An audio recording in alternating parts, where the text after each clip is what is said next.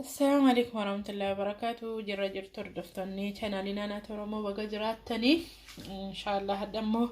وأنا راد أن سني دبين جرا إن شاء الله نسمعني مركات في نياتا دا جمع كيسان نستتكو سبي كمادا كم يتكو جتا مسني تجرسيسات في دي ما كم ناسي biyya keenyatti gommeedhaan godhama marqaa fi gommee kan jedhamu jira xaafii gommee irraa godhama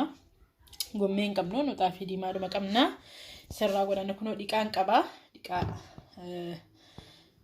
kanaan bukeeffanne jechuudha bukeeffamee bulee dhangaggaa'ee tolfama jechuudha ganama tolfama inshallah kana fakkaata dhiqaan kun dhiqaa dhangaggaadha sirriitti dhangaggaa yoo jedhe akkasitti bukeessinee inshallah isinitti agarsiisaa bukeessinee walitti deebina inshallah akkanatti bokoo keenya bukeeffanneerra akkuma minaan bukeeffannutti bukeeffanne jechuudha minaanuma gizee bukeessinu dhiqaatti naqannee dhiqaa xaafiitiin bukeeffannee ganama sirriitti kofee gizee dhangaggaa'ee biyya keenyatti akkuma beekamu guyyaa 3 bulaa guyyaa 3 bulee dhangaggaa'ee dhangaggaa roosiniin jedhu dhangaggaa tasa akka biddeenaa sana hin ta'u namni barbaades bulchee halkan tokko qofatti tolfataa namni dhangaggaa fedhus hin jira akkuma barbaadan gochuu dandeessu biyya keenyatti illee akkasuma namni gariin dhangaggaa isaa jaallata marqaa dhangaggaa gariin immoo gidduma galeessatti godhama guyyaa tokkos bulchuu dandeessu guyyaa lamas yoo dhangaggaa barbaadannis guyyaa 3 yoo bulchitanii irra baay'ee bareedaa ta'an illee akkasiin jaalladha akkasii inshallah guyyaa 3 bulchinee guyyaa 3ffaa isaatti sirriitti dhangaggaa'ee bishaan ofirraa fixateeronni jedhe akkasitti marqaa keenya tolfannee marqaa xaafii diimaa xaafii gommee jennee moggaafna gaamma hin qabnu waan ta'eef jenneetuma akkasitti moggaafanne inshallah akkasii gizeenni kofee marqaa tolchuu irratti walitti deemnee dhufneerra guyyaa 2 booddee kunoo bukoon keenya kanatti kofee calalee bishaan kana irraa gadi neqnee kaane bishaan bidirra kaaneerra distii normaali distii xabbootti godhama xabboo marqaa jira jechuudha garuu kuni waan hin qabneef distiin sibiilaatti godhanne jechuudha nuti biyyatti garuu xabbootti godhama kun bukoo waan ta'eef akka daakuutti dafee illee hin bilchaatu kanaaf yana sirriitti bidirra turuu qaba sirriitti bidirra turee bilchaata inshallah walumaan dalla bishaan kana irraa kannafannee bishaan bicoosii qofa jalatti dhiifnee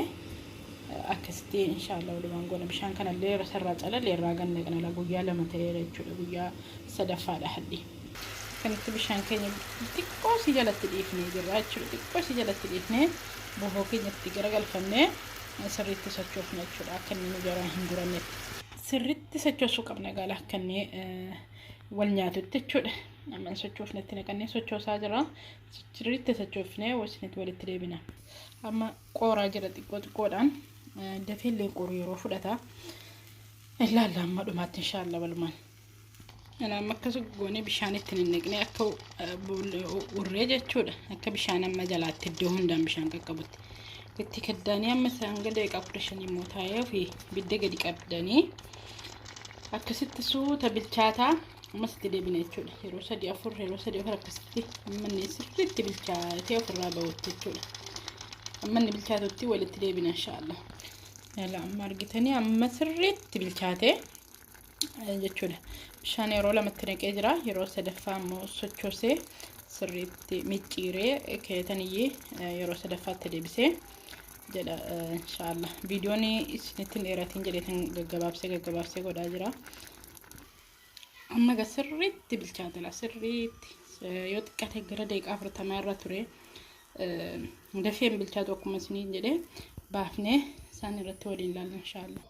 kun amma baafannee marqaa keenya mashallah tabarakallah kanatti bareedu kanatti urgaa'u ittoo bira kaa'ee viidiyoo isin gaggabaabsuu dhumaadheetan ittoo sa'aatii doqqoo diimaatiin nyaatama kun doqqoon diimaan kunooti doqqoo diimaa itti naqannee walakkaatti naqnaa doqqoo diimaa jechuudha doqqoon diimaa walakkaatti namaa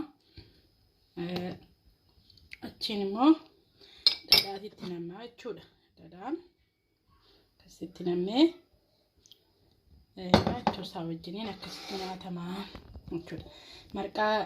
kanaga marqaa xaafii yeroo baay'ee dubartoonni baadiyyaa ganama subii kaanii ol jedhaa. Gommee irraa godhama xaafii gommee jedhamu irraa godhama akkuma isiniin jedhee ol jedhaa jedhama. Yeroo abbaan manaa subii salaatee dhufe biyya keenyatti akkuma beekamu masgiinni yoo dhiyoo jiraate masgiidatti yeroo inni salaatee dhufe marqaa kana gootee fi achumaan nyaatee qonnaa deeme jechuudha. Qonnaa dhaqa jechuudha namni baadiyyaa yeroo baay'ee jechuudha. Ol jedhaatti godhama subii godhama subii jechuudha. Badaa mi'aa giidoodhaafis fayyaadhaafis dubartii deesseefis faayidaa danuu qaba. Gommee yoo ta'e jechuudha. Kun xaafiidha. Akkas fakkaata marqaan keenya marqaan boqqolloo marqaan xaafii dhiifama. Akkasii maashaallah baay'ee namatti tola. Waan nu hordoftaniif galatooma. Assalaamu alaykum warahmatullahi wabarakatuh.